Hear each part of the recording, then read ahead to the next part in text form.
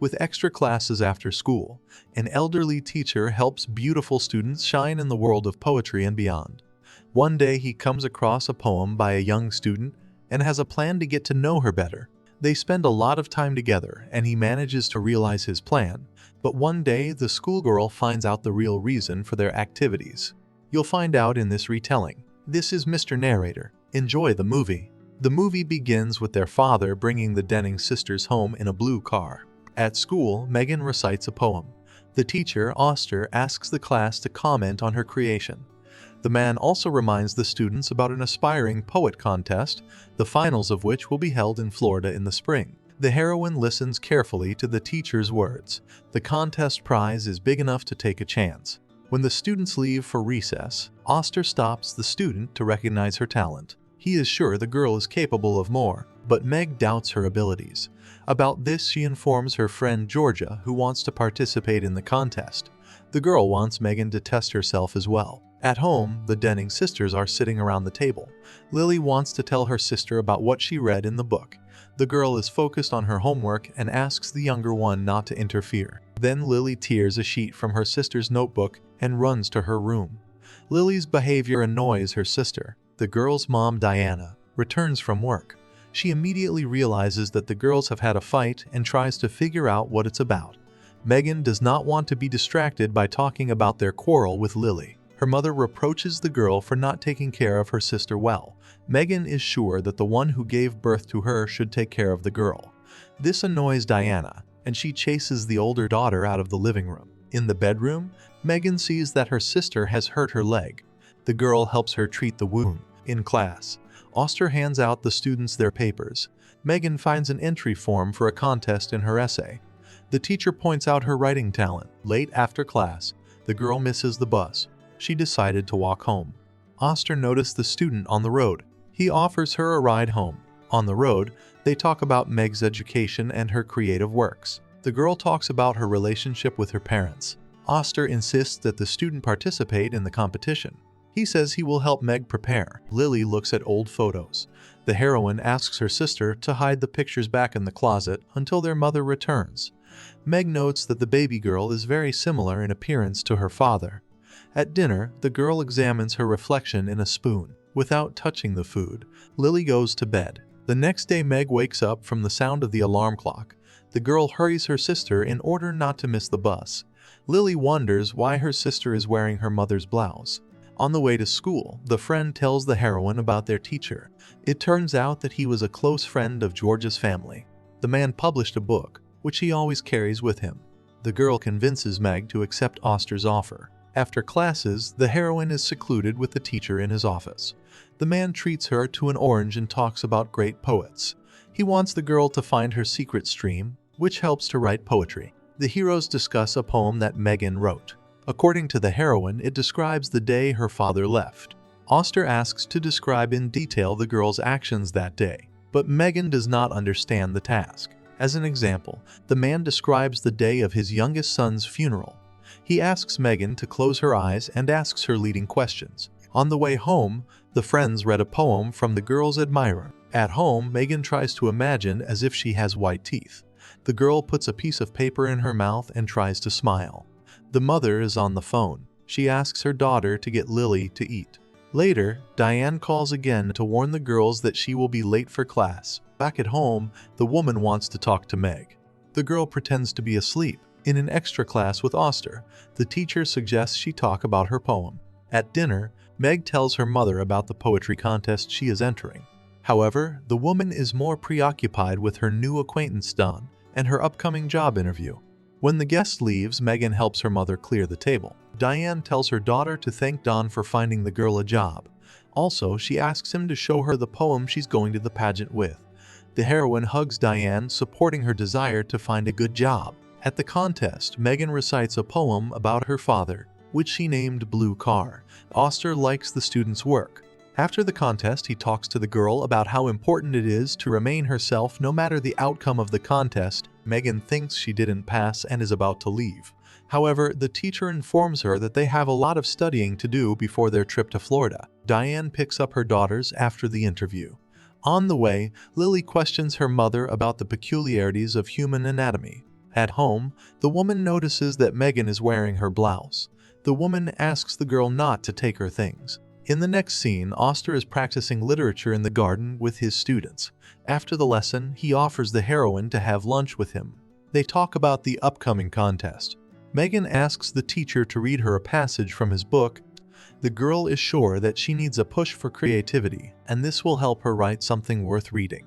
Meg likes what the man has written. Their communication is interrupted by Rob, the teacher's son.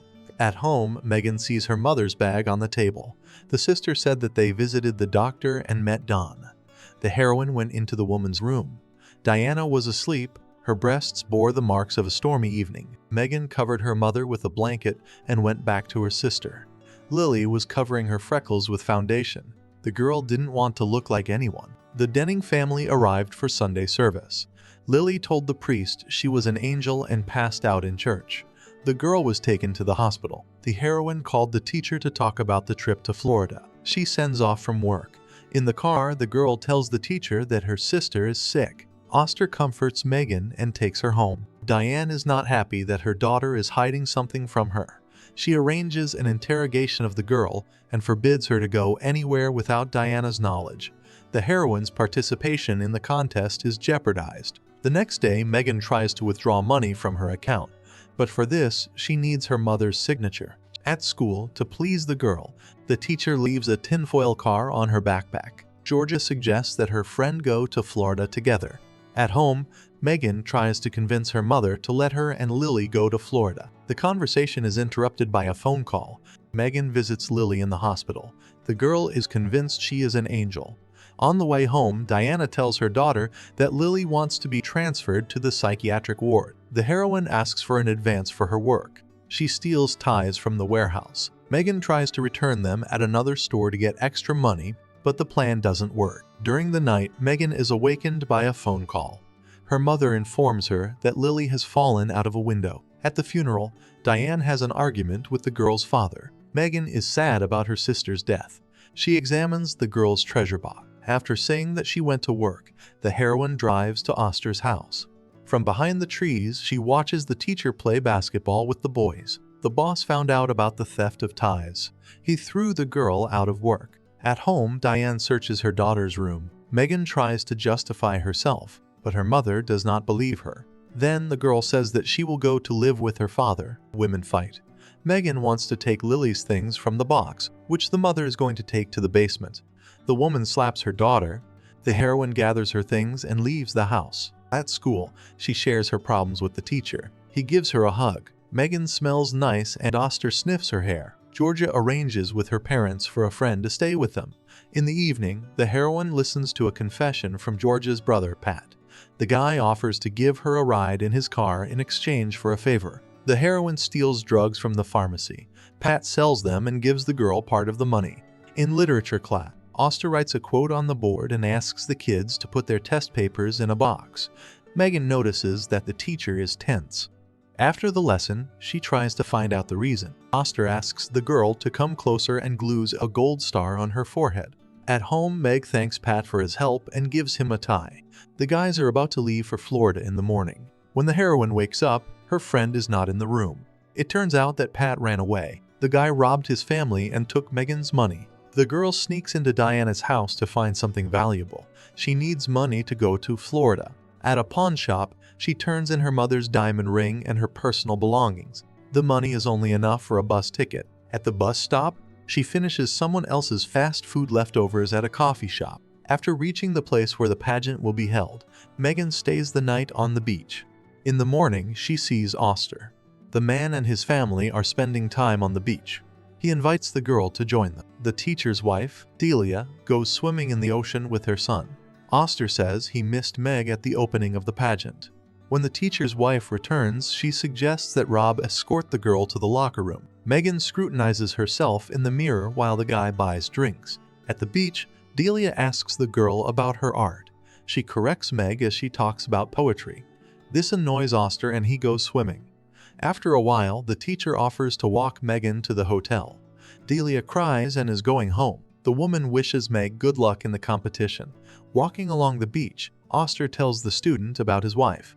The girl is cold and the teacher offers her his sweater. Megan gives the man a gift, a tie that she stole from the store. Foster kisses the heroine. He wants to get to know the girl better. The man brings Megan to a hotel room. He warms up the student and offers her an active time. While the teacher takes a shower, the heroine leaves through the book he carries with him. It turns out that there is no text in it. The passage that the man quoted in the study is a verse by Rilke. Finished with his business, the teacher offers to see Megan off. The girl refuses. She asks the teacher what his book is about. He tells the student a story about an old man falling in love with a young girl and being reborn. At night, Megan sits in a cafe. She is trying to write a new poem. The waitress offers the girl something to eat. The heroine refuses. She has no money to pay for food. The woman treats her to pancakes with bacon. In the morning, Megan arrives at the pageant. In the crowd, she notices Oster. On a chair, she notices a gift from a man, a tinfoil machine. At the pageant, she reads her new poem. The man and his wife realize what the girl meant to say between the lines. Megan throws the napkin with the poem into the ocean and drives home. From her room, she calls her father.